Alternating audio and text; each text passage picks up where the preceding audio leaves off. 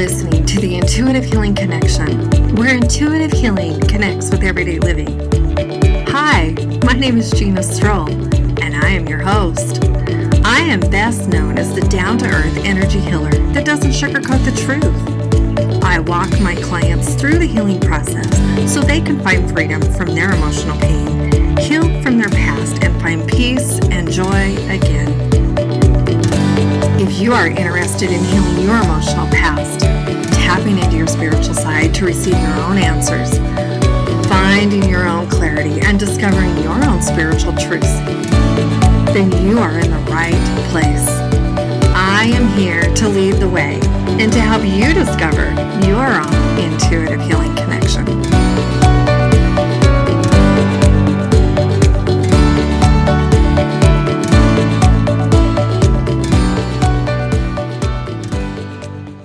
Hello and welcome to this episode of the Intuitive Healing Connection. I'm so excited that you're here, and I'm excited to talk more about intuitive healing. And today's thing that I want to talk about is, why would you seek out an intuitive healer? You know, most people, why the hell would I do that?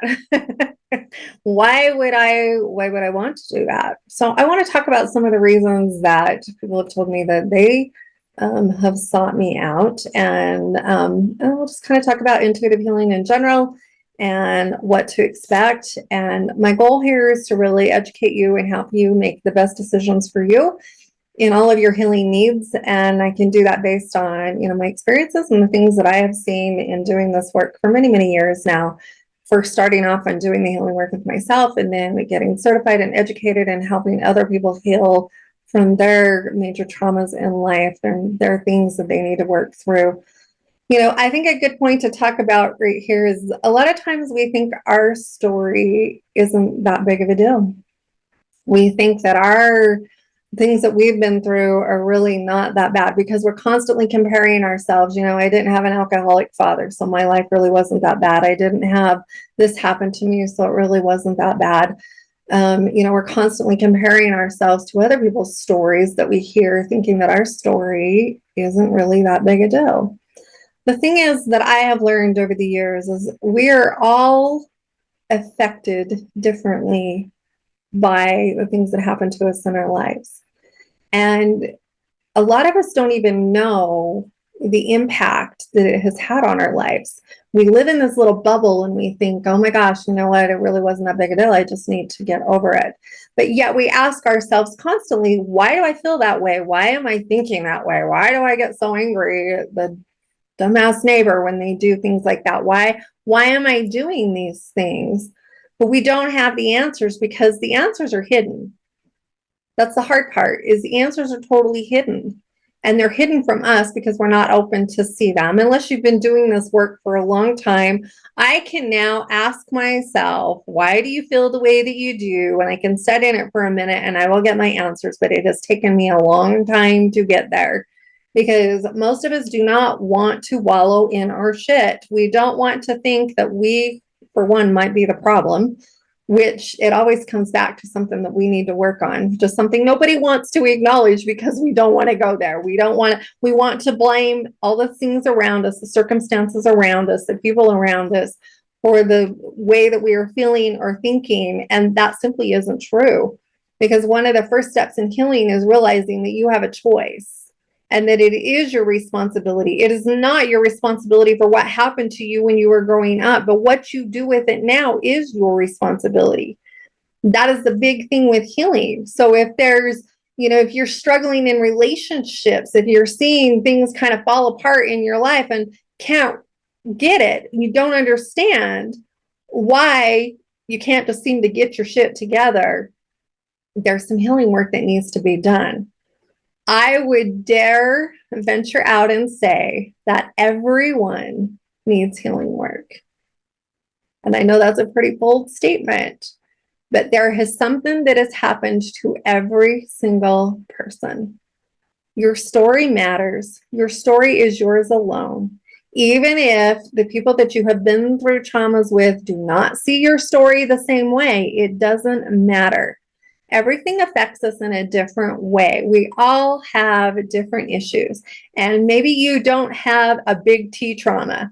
Maybe you have a little T trauma, but to you, it is a big T trauma. I use the example of like, maybe your mom took your binky away and she cut the end of it off and threw it in the garbage and said, "You're too big to have that. That's ridiculous. You can't do that anymore." And you felt like you weren't loved when she did that because you needed that for safety and security, and you didn't have that anymore. Maybe your mom wasn't emotionally available for you for a lot of years and threw that binky away, and that was what you looked to for your support and to feel safe and supported. That sounds really crazy. People are like, "So what? They threw your binky away. You're probably too big for it." But at the time, that was a trauma for you. That felt too much. That felt overwhelming. And I guarantee you told yourself, "You know what? I must not be good enough for her. I must not be loved enough. She must not care about me enough. It must not be worth it to her enough for her to figure me out, to realize that I still needed that in my life." And so there are stories connected with that are attached to that. Now, that's kind of, for some of you, you're like, "Well, that's a little bit ridiculous. I need to get over it." We don't just get over things. We don't just get over shit. We have emotions packed behind it. We have reasons packed behind it. And it's uncovering those and allowing that to leave your physical body, which is what helps you get over it. Not by ignoring it and shoving it down and shoving it in a deeper, deeper hole. I believe 100% that our body goes through dis-ease because of the emotions and the feelings and the beliefs that we have packed inside of it.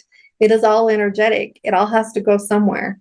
It has to have a place to rest, and it just expands in there and grows and gets nasty. Eventually, something's going to kind of happen that you're going to have to face it. So you can either start facing your issues now and do it before something tragic happens. I look at people who go through a lot of physical illness. There's a reason behind it, and it always starts energetically first. If we can start doing our healing work and start releasing those and allowing the body the space to heal, because it wants to heal itself. Everything is started energetically first before it leads into a physical problem. And so if we can start doing that work early, it doesn't mean that there's a guarantee that you'll never be sick or you'll never have cancer, you'll never have all these things, but it means that you're giving your body a space and an opportunity to heal like it needs to. It needs to have that openness on the inside. So as we release all of these emotions and allow them to go out, it gives our physical body an opportunity, the space that it needs to heal and do what it was designed to do. That energy has to go somewhere, and it literally gets packed inside of your physical body. If you're packing on extra pounds, if you're, there's a lot of things that can go into that. I have struggled with my weight for a lot of years. I have thyroid conditions that started there. That was where I have done my main focus and now worked out into other areas of my life. It doesn't mean that everything's going to be perfect. It just means that we're giving our bodies that opportunity to be healthier, to be in a safe place, to help it to feel safe and secure, help you feel safe and secure. With every layer that you peel back, it gives you the opportunity to do just that. So, this is kind of what, these are some ways that you can know that maybe you need to seek out a healer.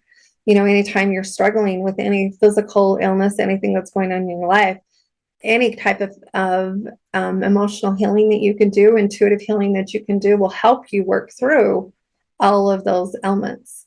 Depending on where you're at in your illness, sometimes it can completely take it away. Sometimes it can make it so that if you bring in that intuitive healing and maybe you need some medical intervention together, you can heal that together. So it just kind of depends on the situation and how far into it you are. Anytime that you're feeling like you're in this depression, this sadness, this sorrow, you can't seem to get out of your hole, this is a good time to seek that out as well.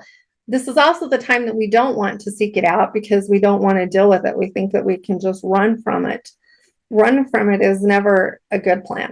It's never a good idea to run from what's going on in your head. It's always the best to turn around and face whatever is going on in your life. To me, this is the spiritual side of the healing. I don't want to run from anything anymore. It takes too much energy to run. It's exhausting to run. If you're finding yourself tired all the time, wanting to crawl in bed early, you want to just get away from people, this is the time you need to start seeking out some healing. What's going on? What are you running from? Why this energetic? Why are you feeling so unsafe? There's always reasons behind everything that's going on in our life, and it's whether or not we're willing to look at them or not. It's not that we don't have the medical side of it to take care of, but our bodies are a very good indicator on what we need for healing and what we need to work on and to help us live our best life. If you're running from your life and peace and contentment is the goal, we're on total opposite sides of that.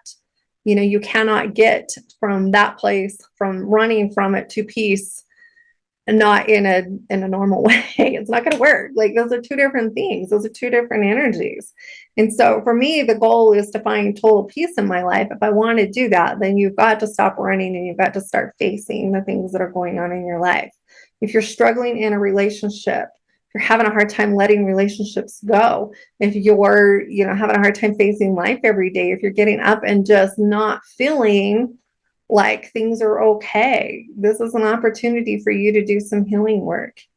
Anything that happens to you in life is an opportunity for healing. And I've said this a million times. Anything that we go through, anything that triggers us up, anything that, it can be as simple as a new neighbor moving in and that's causing an uproar, which is a total opportunity for healing, to, loss of a loved one, major traumas, major situations that are going on in our life. Any of these opportunities are an opportunity for healing.